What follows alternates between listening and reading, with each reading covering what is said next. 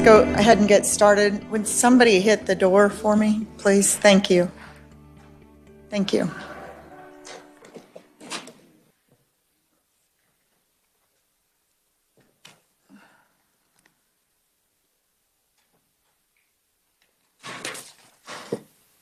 Committee, are there any requests for bill introductions? Committee, I have a couple. One of them is net operating loss. Are there any questions? Any objections? We'll make the request for the bill. Senator Solentrop, did you raise your hand? Oh, second it. Thank you. No objections, so we'll make the request. The other one was the property tax. I was notified by a couple of constituents that personal property tax is not prorated once you sell the property or if you buy new property. You have to pay the property tax for the entire year, whether you owned it for the entire year or not. Any questions? Any objection to the bill introduction? Seeing none, thank you, committee. We'll get the others tomorrow. Okay, thank you. Any other? So committee, we will start out with a little bit of business to begin with. Well, we'll finish up with that. Let's go ahead and open the hearing on Senate Bill 509. Amelia will give an overview and we'll welcome Senator Billinger to the committee.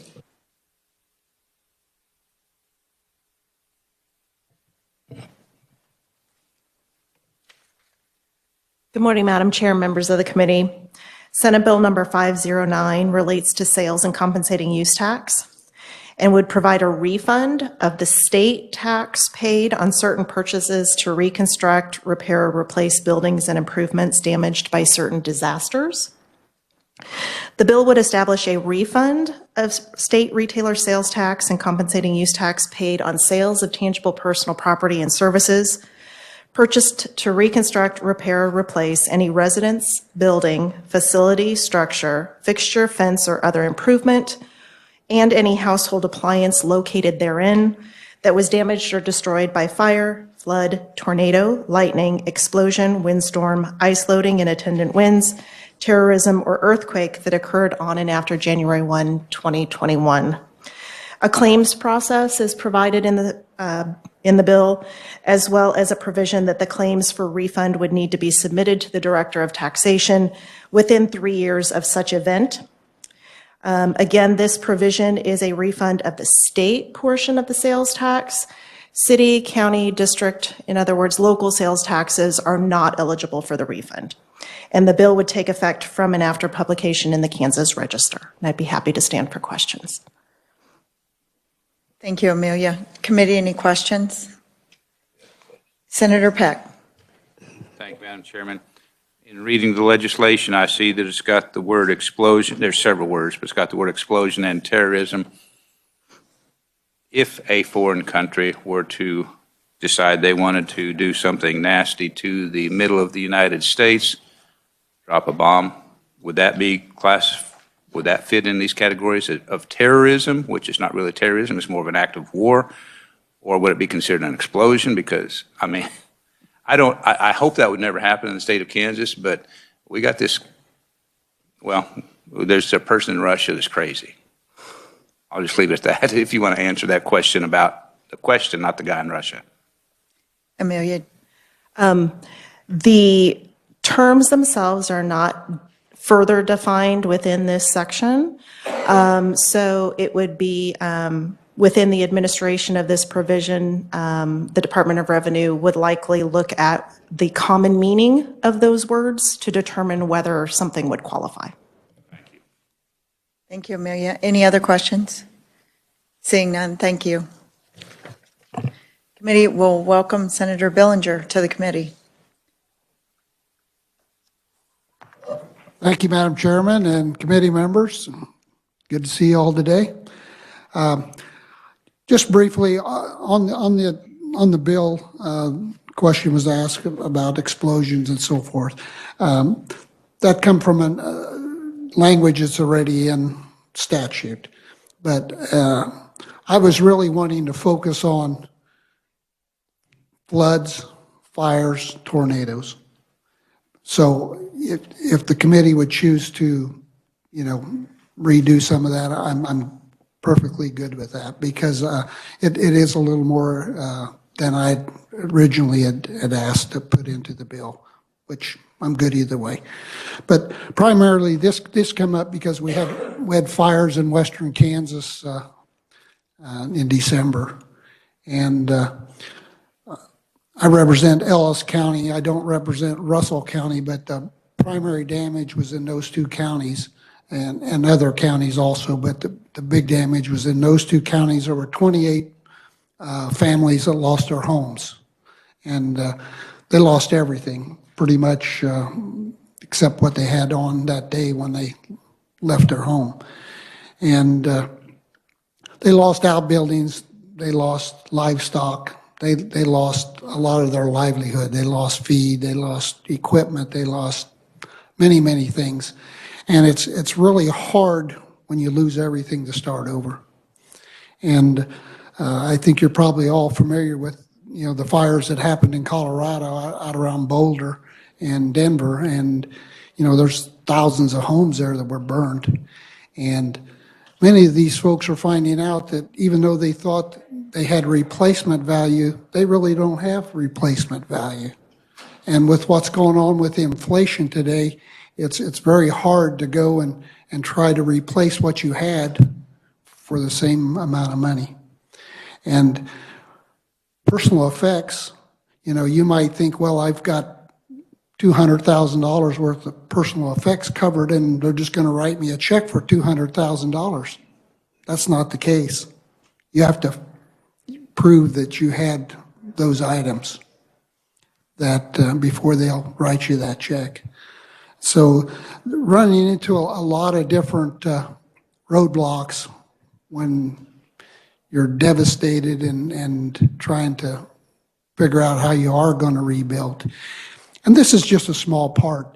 This sales tax would not be collected normally, because without a disaster, these folks wouldn't be rebuilding. And so it's kind of like a one-time deal, and these folks are rebuilding because they lost their homes. So I look at it as something that we can do to help. And, at the cost of housing nowadays, just the sales tax at the state level at, 6.5% that's real money. And it'll really impact these things, these folks. Also, in my district, we had some folks that had flood damage in their homes. And now, when it comes to flood damage, if you don't live in a flood zone, you can't even get insurance for flood. But you might live close enough to where you can get damage from a flood. And this same area had some flood damage a year or two ago, and some of those folks are still trying to recover from flood in their homes. So it's not just fires, it's not just floods. We have tornadoes at times here in Kansas, and those are the three big disasters that I was interested in trying to help these folks recover from. I just feel like it's some small thing that the state can do to help these folks at a really tragic time in their lives. So with that, I'd stand for questions. Thank you, Senator. Committee, any questions? Senator Peck. Thank you, Madam Chairman. Senator, appreciate you bringing this forward. I really like Senate Bill 509. It's something that, like you said, we should do. I do have a question, though, as it relates to insurance. If my home is destroyed, the insurance is supposed to pay for it, so I'm technically not out of my pocket. Can you foresee any issue with revenue, or do we need to put language in here that maybe it doesn't matter who's actually paying to reconstruct these particular buildings and facilities, or thoughts on that? I don't know that it's necessary, Senator Peck, and here's what I'm thinking. Number one, there probably are some people that are fully covered, maybe even over covered, where the insurance company will write a check. But even in that case, it's going to be one of them deals that it'll still help these folks a lot, and probably might help the insurance company, on the other side of the coin. And maybe their rates would be adjusted accordingly because they are having a little bit of extra protection for a tornado or a flood or a fire. I don't know that they would, but they could, I guess. Senator Peck. Thank you, Madam Chairman. I appreciate that answer, and it's a challenge to try to figure out what insurance companies are going to do or think, particularly when you're talking about insurance companies from a nationwide perspective. They will try to potentially say, well, you didn't spend this amount of money to replace because you got a refund of 6.5% on certain materials. So I don't have an answer. I just thought I'd throw that out. Thank you, Madam Chairman. Thank you. Committee, any other questions? Seeing none. Thank you, Senator, and thank you for bringing this bill.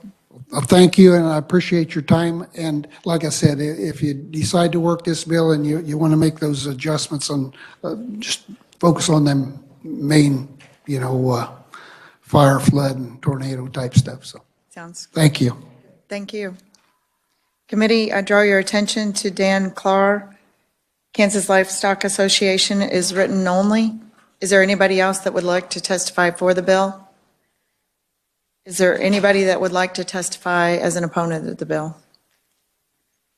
Anybody that would like to testify neutral on the bill?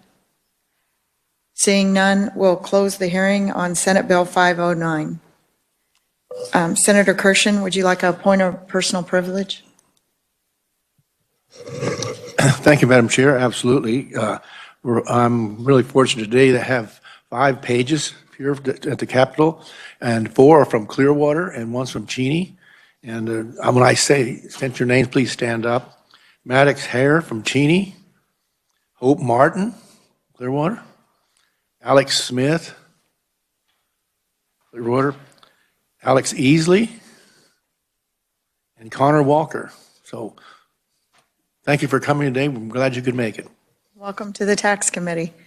Senator Peck? Thank you, Madam Chairman. On a point of personal privilege, I've got with me 4 pages today from Montgomery County. We've got Silas Good.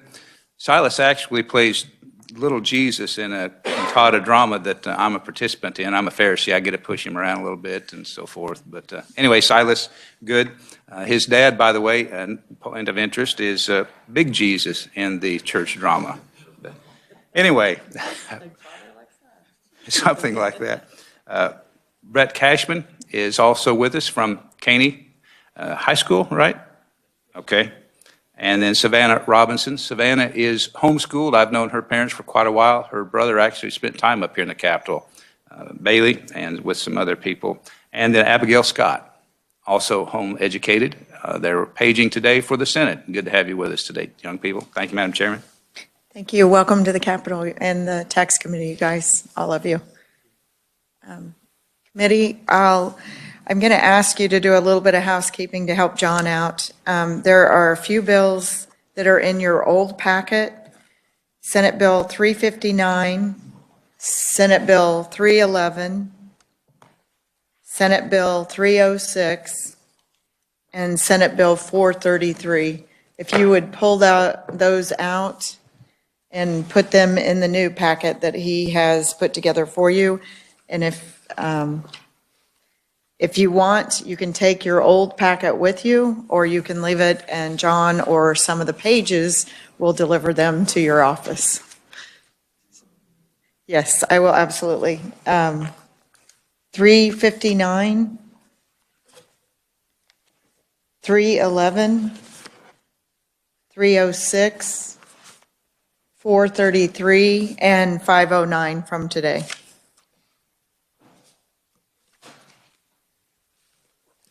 Committee will also be bringing up a bill that we had last year. We'll get you that bill before we work it, but I am planning on working Senate Bill 180 also.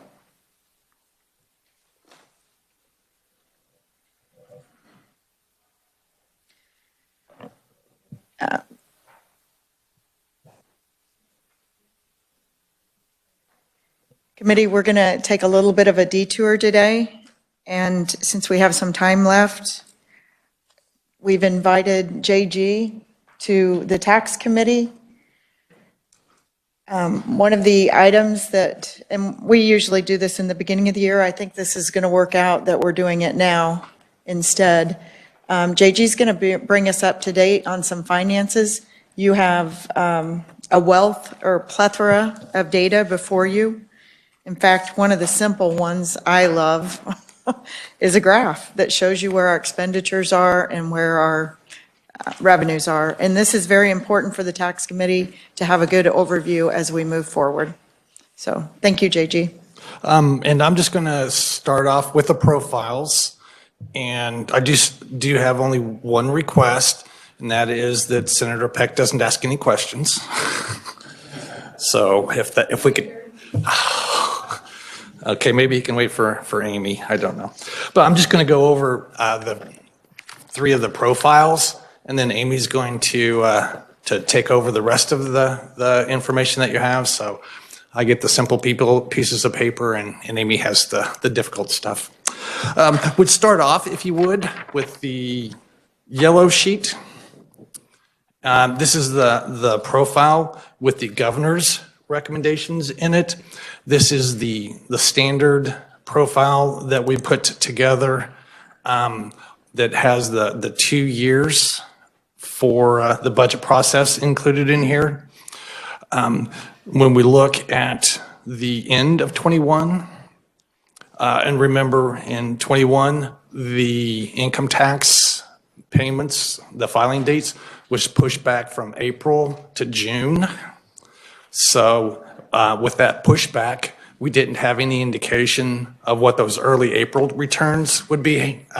So without that, we did increase in the April estimates around $400 million. But when we finished the year about $2.1 million in an ending balance, about $733 million above what we were expecting. So when we start 22, we start off with about $2.1 billion in a beginning balance. Yeah, and that's billion with a B, something we normally don't get to talk about, except for in revenue, total revenues and expenditures. The consensus revenue estimates came in at $8,870,000,000. The governor made adjustments to revenue, reducing those $596 million. The vast majority of that was a $600 million transfer that the governor recommended from revenue into the rainy day fund, the budget stabilization fund. So you'll see down at the bottom of that column, $600 million in the budget stabilization fund. So that's set aside for later. Expenditures, we had approved expenditures of $8,143,000,000. There were $193 million worth of reappropriations, money that was allowed to be spent in 21, but wasn't, and then moved into FY 2022. Human services caseloads were reduced 173 million. The majority of that is the federal 6.2% increase in the FMAP rate. So the federal government put 6.2% more in federal aid in Medicaid. So the state put in that amount less. That saved us about 173 million. There was about $60 million savings in school finance, and that was mainly around fewer students in class than what was anticipated. And then the governor also made recommendations of total expenditures of $1.2 billion. So the total expenditures were totaling $9.3 billion. The total revenue available at about $10.4 billion. That does include the beginning balance. So in 2022, the ending balance would be projected to end up at $1 billion. Then we move that $1 billion into 2023, beginning balance. Total estimates from the consensus revenue was $9 billion, 47 million, 48 million dollars. Total available would be about 9.6 billion. We had projected with just caseloads and such, the expenditures about 8.1 billion. We deleted the reappropriations. They were okay to spend in 21. They didn't. They moved into 22. Then we took and reduced that amount, the 193 million, out of that those expenditures. Human services caseloads went up 170 million. A good portion of that is just backfilling that 6.2% federal match rate increase. So we backfilled that. School finance, we have an increase of 115 million. Governor's recommendations show expenditures of an additional $742 million. So total revenue available, about 9.6, expenditures at 8.9, leaving a balance of about a little over $670 million, or a 7.5% ending balance. Committee, any questions on this sheet? Senator Peck. Thank you, Madam Chairman. Mr. Scott knew that I would be asking questions. That's the reason he was begging for them at the beginning of his presentation. Just one simple question. The Budget Stabilization Fund balance, it shows in 21, 82 million, and then in 22, 600 million. So the governor's rec is to put, what, 518 million in, or? No. Last year, when we were working the budget, we moved the Budget Stabilization Fund into the State General Fund. So there's a transfer into the State General Fund. So that went away in 22 when we thought we were going to be short. And then we came in with an explosion of money. So the 82 million was included in the consensus revenue estimates as a transfer because we had changed that. So the governor made recommendations to spend it spend it this year now. And then after that was built in, she went ahead and took then $600 million out of the revenue. You could probably say that was the difference, but technically that's how it worked. We put it into expenditures and then transferred it out of revenue. Senator Peck. Thank you, Madam Chairman. And then in fiscal year 23, there's no additional appropriation into the Budget Stabilization Funds. Okay. Thank you, Madam Chair. There's no revenue coming in nor expenditures budgeted going out. So I would like to draw the committee's attention. Okay, we did the first yellow sheet, and the second one is the out years. Yeah, this is not yellow. This is some other color that I was, Goldenrod. if I remember correctly, it's goldenrod. Go. And yes, and this is the chairman is 100% correct. This is just extending that out through 24, 25, and 26. Those are not the consensus revenue estimates. Those are estimates that the Department of the Department of, let's say, Research came up with. So those are in bold. We just projected out what we think would happen with revenues coming in and expenditures going out. These are minimum expenditures. The only thing we're putting in are human services caseloads and school finance. You will see a reduction of $557 million in 24 because that is one-time expenditures that the governor had recommended in 23 that would not continue into 24. Because the way that we make these projections, our ending expenditures, total adjusted expenditures, we just move that up for our beginning expenditures. So if we wouldn't have taken that out, we would have double counted that $500 million. And this is based off current statute, and I would ask on the school finance portion, There's an automatic increase built in each year. This does not adjust for that. If you look in '24, you'll see a $134 million increase each year. Oh, that's an increase. I Yes. thought it was just a stable. Okay. Nope. That's an increase of 134 million in '24, an increase of 134 million in '25, and an increase of 100, building on So you're top. thinking it's a static increase, that it actually builds off the previous increase. So the 134 So yeah, is not. in '25, that's really, if you were to add the two together, it would be the $268 million. Okay, there we go. And the same thing with the human services caseloads. That's 95 million, and then an additional 100 million, and then an additional 105. And I will tell you that the school finance, we just put in 134 million. It's based off of inflation, and that my guess is that's probably a bit high, but we just kept it pretty consistent. Right, and this is with no, so then we'll jump to the white sheet unless there's any questions on the goldenrod sheet. I think the white one is going to draw the committee's interest. Do you want to speak to that, JG? No, Okay? but Amy?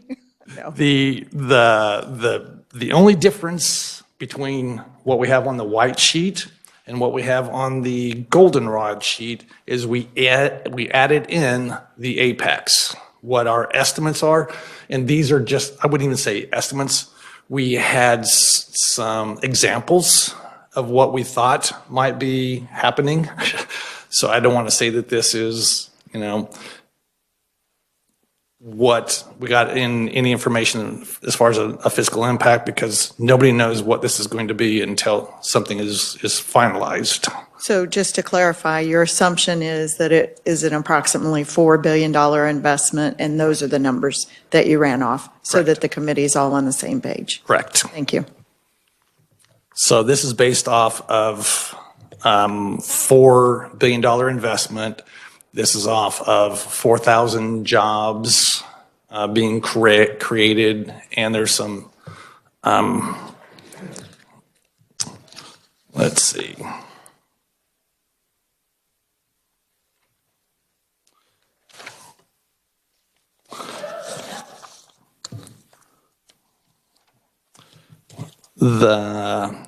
We had the $4 billion. We had the investment coming in over 5 years, and the spread that we created for that was over 10 years. So the investment credit would be spread over a total of 15 years. We had payroll based on 4,000 jobs at $50,000 a year for the firm, and the same thing for the suppliers, 7.5% reimbursement for the firm, and 65% of withholding for the supplier. There was training included for the firm and the supplier. And then it also includes the corporate income tax reduction at 0.5% in year 3. And then if there are any more suppliers, or excuse me, any other additional firms that start up a new $4 billion investment, it would be reduced for each additional project. So when we look at all of that, and we can, we run from the original projection of, I'm getting my paper mixed up here, an ending balance in the amount of $400 million, 460 or 422 million, down to $266 million. And you'll see the House assumptions on the Apex bill, reducing those revenues going out, and also the expenditures going forward as well. Committee questions, Senator Baumgart. Thank you very much, Madam Chair. JG, could you talk a little bit about those 4,000 jobs Because obviously, well, talk about the 4,000 jobs. Are those considered to be employments above what we have now, or that folks that are unemployed, perhaps not collecting unemployment, but that are unemployed now will take those jobs? And the other question is, with the 4,000 jobs, are we looking at them as being Kansas resident, or what percent of those 4,000 jobs are we guesstimating are Kansas residents? Bless you. For this estimate, the 4,000 jobs, we just looked at the 4,000 jobs that they're creating, and this was just credits on that. So there was no assumptions on whether we were bringing more people in or people coming off of unemployment or moving existing people from jobs into new jobs. So we didn't look at that portion of it. The only thing that we really looked at is the state expenditures out of this. So there's not any type of additional revenue coming in for any of the project. So what was the estimate on the refundable tax portion? The total, and I grabbed the wrong one here, was $600 million over the 15 years. So you divided the 600 million by 15 and took it out each year? No, Because the sheet that we saw actually had 60 million a year on the refundable portion. right, but what we've done was we put a little bit, because that was originally, we just spread it over the 5 years equally. What we've done here is we did $2 billion investment in the first year, $1 billion in the second year, 500, 250, 250. So it's just spread out a little bit more at the front end when those expenditures we think are really going to be closer. Originally, we were just putting some stuff together on, but it's the same total dollar amount spread over a different period of time. Okay. Thank you. So I hope this puts people at ease, then we can afford some tax cuts. Yeah, we're still Senator showing a $267 million ending balance in 26. And the information here does include the governor's recommended food sales tax cut, because this is based on the governor's recommendations. So it's the governor's It's recommendations. about a $500 million fiscal note. Yeah, 450 and then moving up. Senator Peck. Thank you, Madam Chairman. Mr. Scott hit what I was going to ask about right there at the end, and that is the recommended. I don't know of any legislator that doesn't like the idea of reducing sales tax on groceries, and that's already included in here. Those numbers are included in this amount. So without those numbers, the ending balance, and I realize on the out years it's very difficult to project because the economy can ebb and flow up and down. Right. And but when we look at what we've got here on the white sheet, we go out to 26. We're down to an ending balance of 266, and then the next year, we don't know, but it looks pretty. Not pretty, I guess is the way I'd say it.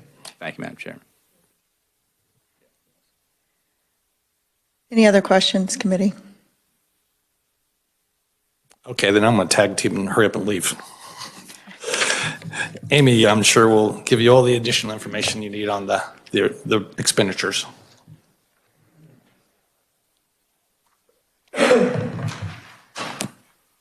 Welcome, Amy. Thank you, Madam Chairman. Happy to be in committee. I also brought a lot of paper with me. With your permission, I'll start with the graph that you have in front of you. It is a expenditures versus receipts line graph.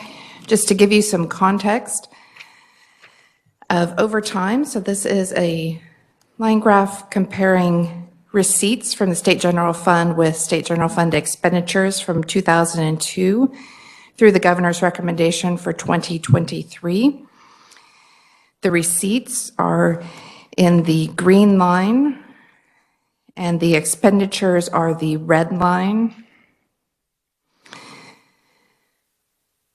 You can see how those trend, and correlate and diverge. Madam Chairman, I'd be happy to answer any questions if you have any of those. Thank you, Amy. I think this is a straightforward picture that most people can understand. I use this in my Senate district every year, and thank you for you and JG pulling this together. Committee, any questions on it?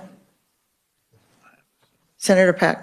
Thank you, Madam Chair. Not so much a question, but for the benefit of anyone listening, the chart that we have shows that from fiscal year 2002, in a 20-year span, we more than doubled the expenditures from the state general fund from $4.5 billion to over $9 billion. And that's more than double in a 20-year time span. And that's not a question, so you don't have to comment. Thank you, Madam Chair. Thank you. And if you look at that slope, it is very aggressive, going in an upward slope. And you can tell also it makes it very easy the years that you spent more than you had coming in. It's always going to be an issue. So thank you, Amy. If you would go on to the next. Madam Chairman, with your permission, I would like to turn next to the 2021 debt study. It's the packet that has the seal of Kansas on the front. This is the debt study performed annually by the Kansas Development Finance Authority. This is to help give you some context of the debt currently that the state holds. If I could turn your attention to the appendices. So starting, they're towards the back, they're about the last 6 pages. So appendices, so page A1 is user fee supported debt. So this is debt held by the universities in Kansas. So this is not state general fund funded debt. This is funded through the universities. The next page, A2, is self-supporting debt. So this is revolving fund at water. I'm going to go fairly quickly till I get to state general fund. Page A3 are other tax-supported debt.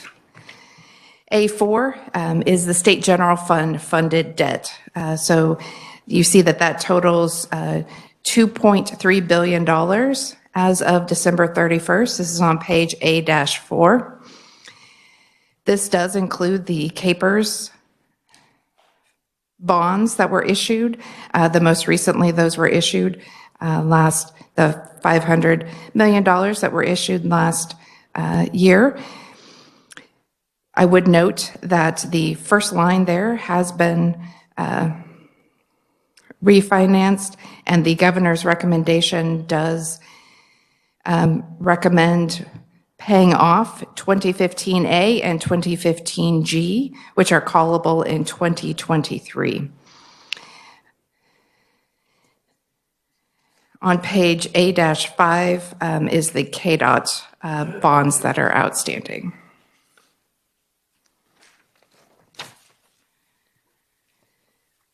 Also of interest to the committee might be the debt currently for the department. The report is provided by the Department of Education. It is the debt for the school districts and local USDs. So that is on the sheet, the white sheet that has the blue headers. This is by USD as of June 30th, 2021. So Amy, I know for a state that's not supposed to be in debt, these are pretty hefty numbers. Could you give us a total, or do you have that handy with you? We have the state general fund debt, approximately $2.3 billion. The highway funding debt, approximately $1.7 billion. And then K through 12, approximately $6.7 billion, if I remember correctly. Those are pretty big numbers. Committee, any questions? Senator Baumgardner. Thank you, Madam Chair, and thank you for the presentation. With regard to what's been provided by the Department of Education, do they provide you what that outstanding debt that is for the state's participation on these bonds versus, I look at right now, only 112 districts are eligible for any state assistance on those bonds. So do we know when we're looking at this $6.7 billion of bond debt, what portion of that is the state's obligation? So you're asking which are, I mean, certain school districts, it might be a state participation of 15%, 30%. A lot of school districts, most school districts now receive 0% from as far as state assistance with that. yes, I'm sorry, I do not have that information with me, but we can certainly get that for you. Yeah, that's one of the numbers I would like to have also, but the annual payment on it versus, and the total debt, those two breakouts, if we could get that. That's what you're wanting, Senator Baumgartner? Okay, thank you. Absolutely.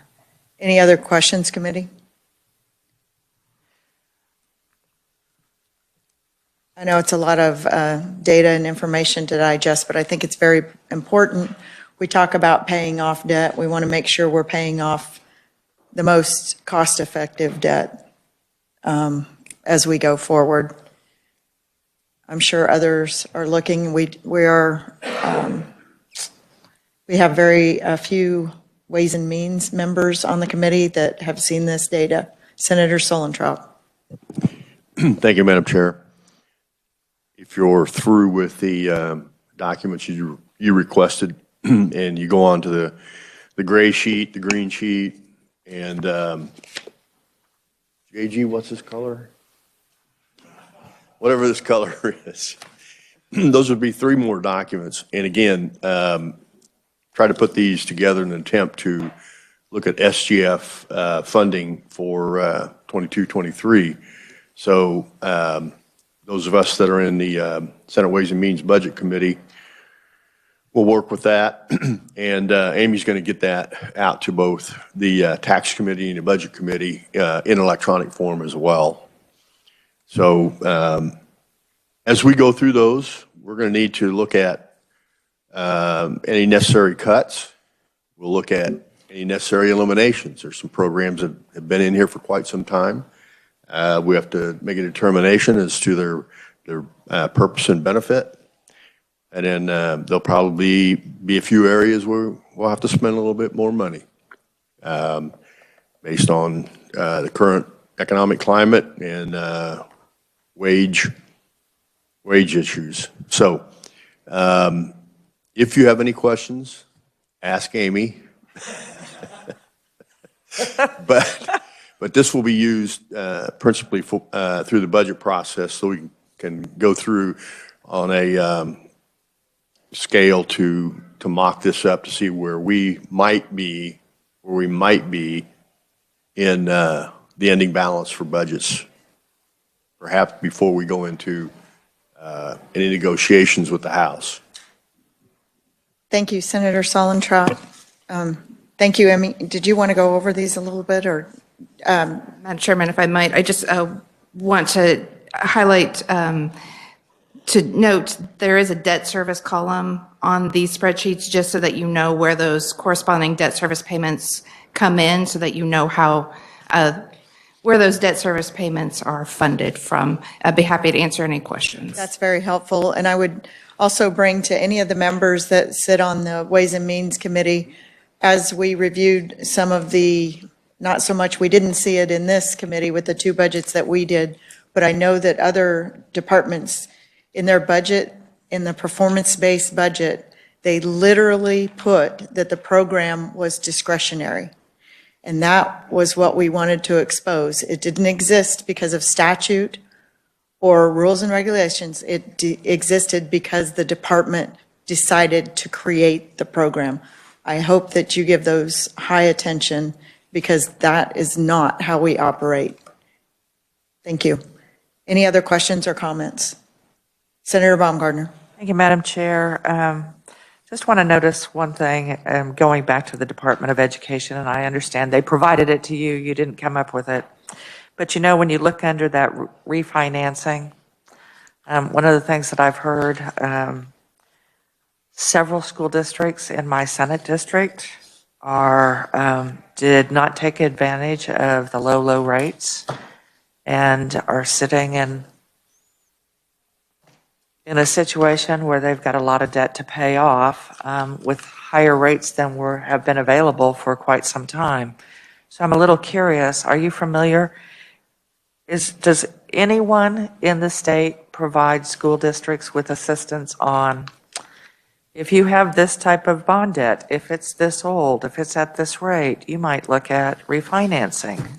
Is anyone providing those kinds of services for, we've got almost 300 school districts out there, and what we've learned is a whole lot of folks don't really have that financial background to know when to make those decisions. So if you could, are you familiar, is anyone providing any type of, historically, provided that other than them contracting someone from outside? Amy? Madam Chairman, Senator, I am not familiar with that, but we will certainly make some inquiries and see if there's anyone providing that service. We have somebody in the audience that's aware of that. We are out of time, but if you want to come state your name and. My name is Fred Dirksen. I'm superintendent of schools at Dodge City, Kansas. And we did just refinance our bonds to the portion that we could. And we lowered our bonds significantly and lowered the number of years that we have debt. And Piper Jaffrey, Dustin Avey is his name, that helped with us. And he was an outstanding bond consultant, and he is available. And I've tried to spread the good news, because we not only lowered the amount of taxes that our citizens have to pay, we lowered the responsibility for the state as well. So Yeah, Mr. it is going on, and there are districts that are aggressively trying to do that. Thank you very much. I think what she's asking, is there any set of eyes at the state government looking at those to help you make those financial decisions? I found that superintendents, in fact, a majority of them do not have the experience to manage the financial budgets that they are dealing You can with. tell by my gray hair, I've had quite a bit of experience. And I would add that the State Department was very helpful in the process, because we made sure that we had cooperation at all levels and we were doing the right thing. But we not only saved dollars, but we saved years that we owe the debt to. So Thank you. thank you. Thank you. If you would get your name and to John after the committee meeting so he can get it for the minutes. Committee, any other questions for Amy, JG, Eddie? Seeing none, I thank you for your indulgence. I think this was very important for us to move forward in the tax committee. Any other business to be brought before the committee? Seeing none, we're adjourned.